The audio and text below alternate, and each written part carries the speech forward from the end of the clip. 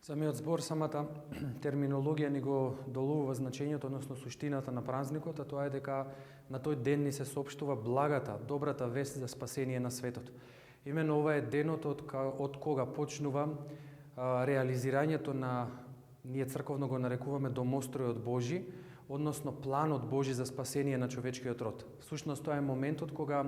Архангелот Гаврил, испратениот од Бога ангел, ја соопштува на Богородица веста дека таа ќе биде онаа која што ќе го роди Спасителот на светот, онаа која што ќе ги реализира и ќе ги исполни пророштвата на Стариот Завет, онаа која што ќе биде на некој начин реализирање на надежта на луѓето кои што живееат до Христа, а кои што верува и го очекуваат доаѓањето на Спасителот на светот. Тоа е моментот кога,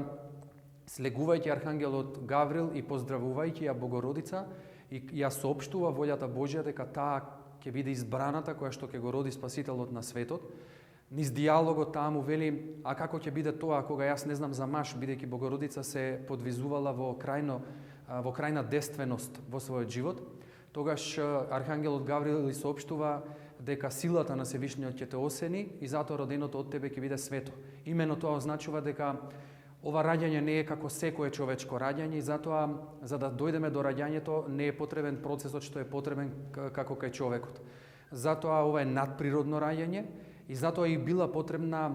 би рекле, слободната волја на Богородица да биде исто така испочитувана и реализирана. Она на Богородица нека ми биде според волјата Божја, значи дека таа се согласила со овој план Божи. Значи овој празник го нарекуваме благовештение и почеток,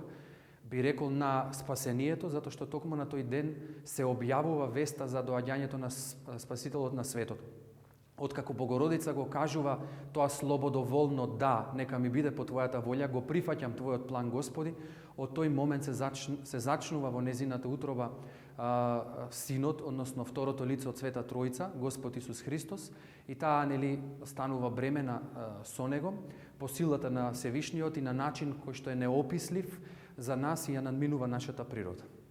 Кои се обичаите што се битни за овој ден, што треба да ги практикуваат граѓаните и верниците? Овој ден секогаш паѓа во времето на Великиот пост и е празник кој што е посен и се јаде риба. Има некои специфичности во зависност од тоа дали ќе падне во така наречената страстна или последната недела од Великиот пост, или можеби да падне дури и на Велики петок, но тогаш црквата го пропишува она што треба, но вонглавно се знае дека овој празник е празник кој што се пости со риба. Секако дека она кое што е најважно е посетата на богослуженијата на тој ден и присуството на верниците во храмот на литургијата. Движењето на граѓаните е ограничено поради состојбата со коронавирусот, па можеме ли да дадеме некој совет или какви се сега мерките во црквите? Македонската православна црква, со соопштението на Светиот архиерејски синод, наполно ги почитува и соработува со државата во однос на предложените мерки кои што се преземаат за заштита на населението и за постигнувањето, би рекол, на општото добро за сите. Тоа значи дека во храмовите има литургии, богослуженија, но тие се извршуваат од свештенослужителите и со луѓе кои што не го надминуваат бројот на она кое што е, би рекол, запазено, односно е ограничено со мерката која што ја даде владата, тоест да не можат да се собираат повеќе од 5 мина на едно место. Секако дека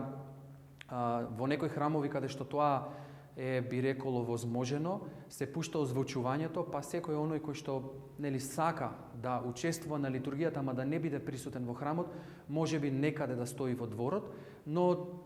сепак ние би повикале тоа да биде некое спонтано, а не организирано собирање, за да не се направи повторно гужва и метеж во самиот двор и за да сето тоа излезе, а да не биде според она кое што е предвидено, односно луѓето да стојат, да пребиваат на молитвата или што и